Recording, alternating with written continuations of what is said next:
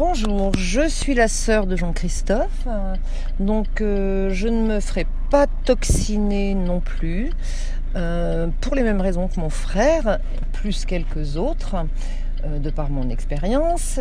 Moi j'ai eu le Covid, d'une façon complètement asymptomatique. Je me suis testée par test salivaire en laboratoire parce que j'étais cas contact. Mais bon, ça fait 40 ans que je m'intéresse à la médecine alternative et à la bonne hygiène de vie. Et je pense que ça m'a bien protégée parce que je serais passée à travers si j'avais pas été cas contact.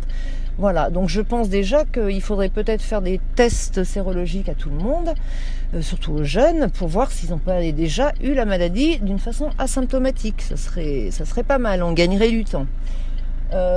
Deuxièmement, je suis aide-soignante à mon compte, parce que je voulais plus travailler dans le milieu hospitalier, je suis dégoûtée.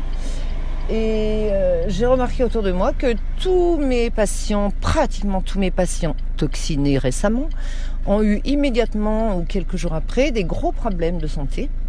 Donc un a fait un AIT, un accident ischémique transitoire, c'est-à-dire un petit AVC. Un autre a fait un AVC. Une dame, du jour au lendemain, alors qu'intellectuellement elle était super nickel, elle perd la tête, elle ne sait plus où elle habite, elle ne sait plus où sont ses affaires. Enfin, j'ai jamais vu ça de ma carrière, un truc aussi, une démence sénile aussi radicale. Et puis j'ai une amie qui, à mon âge à peu près, une aide-soignante, 65 ans, qui s'est fait vacciner, qui a fait un œdème de Quincke. Donc elle s'est retrouvée à l'hôpital, elle a failli s'étouffer, corticoïdes.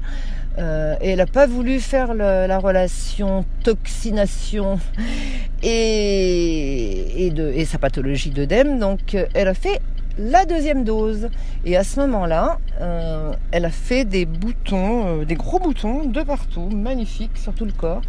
Donc voilà où on en est. Son mari a fait un AVC juste après la toxination. C'est très curieux aussi. Enfin voilà, quand on voit tout ça, on se pose des questions. Donc moi je m'intéresse beaucoup à la santé depuis très longtemps. J'ai fait beaucoup de conférences, beaucoup de formations. Et j'ai écouté récemment des sommités internationales qu'on ne passe jamais à la télé, donc éteignez BFM. Et puis je me suis rendu compte qu'en fait, avec le recul, cette fameuse protéine spike leur échappe un petit peu.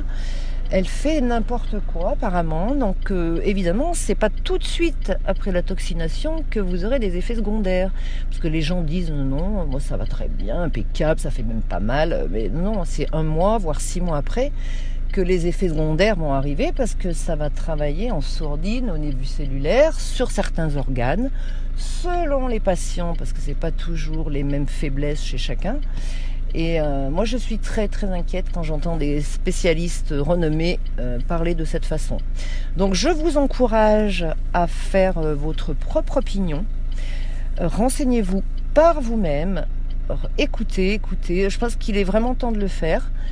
Voilà, et surtout, comme je le disais, suivez votre intuition. Moi, chaque fois que je ne la suis pas, je vais dans le mur. Voilà, je vous embrasse.